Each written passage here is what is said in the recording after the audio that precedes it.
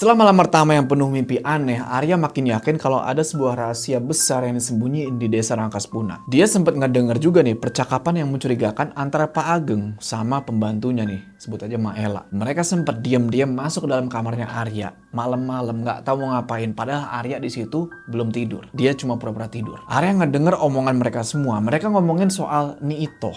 Seolah kayak ada sesuatu yang harus diawasi nih dari si Arya. Paginya, Maela bersikap kayak nggak terjadi apa-apa tuh bro. Padahal Arya tahu kalau dia semalam itu masuk ke kamar. Pagi itu dia ngasih ubi rebus, ngasih kopi anget, dan senyum kayak biasa. Padahal semalam dari suaranya, Arya ngedenger Maela ini kayak orang yang ketakutan. Arya mulai coba fokus tuh ngurus data bisnis bapaknya lewat laptop yang dia bawa. Tapi semua makin janggal. Kang Basir dan istrinya Pak Ageng, Bu Yani, kayak nyembunyiin sesuatu. Apalagi anak mereka namanya Kang Banu mendadak keluar nih dari kampung tanpa alasan yang jelas. Dan Arya juga sadar satu hal soal desa Rangkaspuna itu warga malam, yaitu nggak ada anak kecil di situ. Cuma orang dewasa semua, lahan singkong, dan warga-warga yang berperilaku aneh. Sore harinya, Arya minta diantar Kang Basir buat ke ujung kampung, buat nyari sinyal. Katanya di situ di ujung kampung adalah satu-satunya tempat yang ada sinyalnya, cuma nggak tahu sinyalnya sekencang apa. Tapi ternyata bener, ada sinyal di situ. Dan pas Arya mau nanjak ke bukit, kali aja sinyalnya agak kencang dikit di situ ya kan? Tiba-tiba dia disamperin nih bro sama satu sosok gondrong misterius itu. Yang udah 2 kali dia lihat dari kejauhan kayak lagi ngawasin. Sekarang disamperin. Terus ini laki-laki gondrong nodorin korek sambil dia bilang,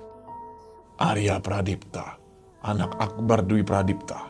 Baik-baik kamu di sini. Di sini Arya langsung merinding warga malam. Siapa ini orang? Kenapa kok dia bisa tahu nama lengkapnya? Kang Basir pun takut ngeliat si gondrong ini. Dan di sini akhirnya Arya tahu siapa namanya. Namanya Barja. Malam harinya, Arya nggak dengar Pak Ageng sama Kang Basir ini keluar rumah bro, sekitar jam 10 malam. Arya nanya ke Maela kan, kemana mereka Mak? Tapi Maela jawab nggak tahu. Entah apa dia beneran nggak tahu atau nutupin sesuatu. Tapi besok paginya, Arya ngeliat bajunya Pak Ageng udah kotor sama tanah merah. Dan celananya di bagian lutut itu udah penuh sama tanah, kayak abis sujud bro di tanah. Kayak sujud di tempat yang bukan seharusnya dia sholat. Maela juga di sini tiba-tiba pamit, katanya mau pulang kampung, ada urusan. Hari itu, Arya diajak nih sama Kang Panjul buat pergi ke kebun singkong. Awalnya biasa aja, tapi makin lama makin kelihatan kalau kampung itu menyimpan sesuatu yang sangat gelap. Kang Panjul yang lebih open ya daripada yang lain, dia akhirnya buka suara. Maela dan Basir itu anjingnya Pak Ageng. Semua orang tahu kampung ini ada ritual. Ritual pengguguran jabang bayi. Namanya ritual Neloni. Arya shock di situ. Ternyata firasat dia kalau di desa itu ada yang janggal. Bener warga malam. Masih di kebun singkong, dari kejauhan Arya ngelihat si Barja lagi boncengin Nita bro, perempuan yang dulu datang ke desa itu bareng sama si Arya. Tapi kali ini Nita perutnya udah rata, kayak udah nggak hamil lagi. Arya tanyalah ke Kang Panjul, itu beneran Nita? Kang Panjul jawab, iya, dia baru aja keluar dari rumahnya Nito. Setelah ngomong kayak gitu, Arya ngelihat di sudut yang lain ada seorang nenek-nenek bersanggul hijau, matanya putih sebelah, ngeliatin ke Arya sambil senyum. Sontak Arya nanya ke Kang Panjul, siapa itu Kang? Kang Panjul jawab, Niitoh, jangan pernah dekati dia. Taruhannya nyawa. balik dari kebun, Arya ikut Kang Panjul tuh ke rumah. Ada ketegangan antara Pak Ageng sama Kang Panjul di situ. Tapi ya udahlah, semuanya kayak ditutup rapat-rapat. Yang jelas, Pak Ageng udah mulai mencurigakan nih. Dia sering keluar malam. Terus pulang-pulang, pakaian dia udah kotor penuh sama tanah. Tapi semua orang pura-pura nggak nyadarin itu.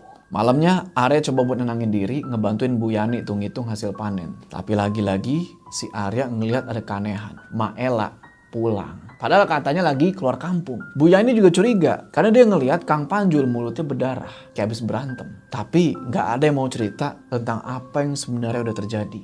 Setelah semuanya beres, Arya balik tuh ke kamar, masih kepikiran sama sosok Niitoh itu, ritual Neloni, dan keterlibatan keluarga besarnya. Dia mulai sadar kalau bapaknya dia, Pak Akbar, pasti tahu semua itu. Kenapa dulu keluarganya ninggalin desa itu? Apakah karena mereka semua nolak buat ikut ke dalam praktik ritual gelap itu? Ketika Arya hampir tidur tuh gara-gara mikirin gituan, tiba-tiba jendela itu kedengeran kayak dihantam sesuatu. Terus ada suara yang manggil dari balik pintu kamar yang kebuka tuh pelan-pelan. Arya. Apa yang bakal terjadi sama Arya selanjutnya? Lanjut di part 3.